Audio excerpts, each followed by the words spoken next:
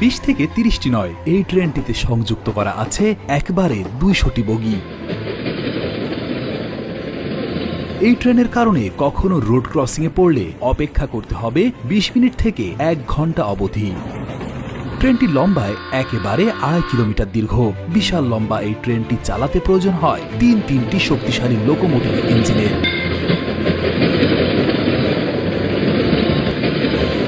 এতক্ষণ জানাচ্ছিলাম মৌরতানিয়া এক্সপ্রেসের কথা। বিশ্বের সবচেয়ে উষ্ণ সাহারা মরুভূমির 50 ডিগ্রি তাপমাত্রার মধ্য দিয়ে মৌরতানিয়ার জোনাব থেকে নুয়াদিবু বন্দরে পৌঁছাতে 704 কিলোমিটার পথ পাড়ি দেয় এই ট্রেনটি।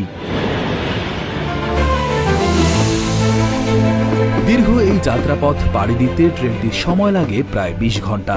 তবে এই ট্রেনটি যাত্রীবাহী নয়, এটি বিশ্বের সবচেয়ে বড় মালবাহী ট্রেন।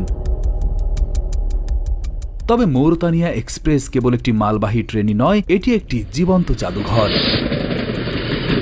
ট্রেনটি স্থানীয়দের জন্য অত্যন্ত গুরুত্বপূর্ণ পরিবহন ব্যবস্থাও। ট্রেনেই পেয়ে যাবেন হরেক রকম বিক্রেতার দেখা খাবারের স্টল, এমনকি একটি মসজিদও রয়েছে এতে। প্রায় 2.5 কিলোমিটার দীর্ঘ মৌরতানিয়ান এক্সপ্রেসের যাত্রা শুরু করে 1963 সালে। বন্দর শহর নুয়াদিবুর লৌহ খনি থেকে লোহা নিয়ে সাহারা পাড়ি দেওয়ার উদ্দেশ্যে চালু করা হয় ট্রেনটি।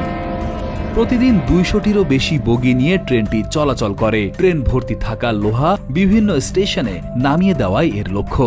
কিন্তু সাহারার প্রচণ্ড গরমের মধ্যে যাত্রী পরিবহনের উপযোগী না হলেও স্থানীয় আদিবাসীরা একরকম বাধ্য হয়ে যাতায়াতের কাজেও ব্যবহার করে ট্রেনটি।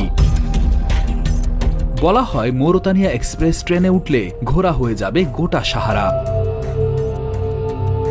দীর্ঘ এই যাত্রাপথে 18টি স্টেশনে থামে ট্রেনটি। এ সময় আতার নামক সাহারার ঐতিহাসিক একটি শহর সহ বিভিন্ন প্রাচীন জনপদের স্টেশনে যাত্রা বিরতি করে এই ট্রেন।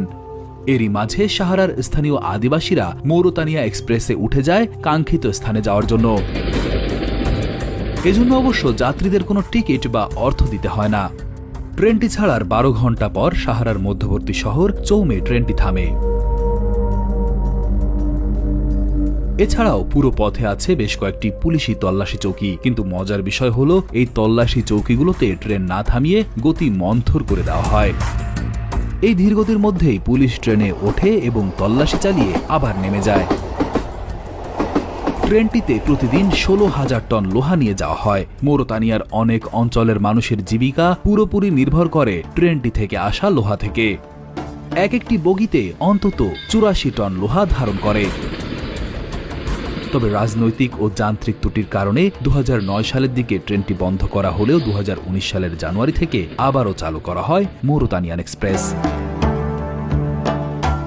আপনি যদি কখনো আফ্রিকা ভ্রমণ করেন তাহলে অবশ্যই মৌরতানিয়া এক্সপ্রেসে একটি যাত্রা করুন। এই যাত্রা আপনার জীবনের স্মরণীয় একটি অভিজ্ঞতা হয়ে থাকবে।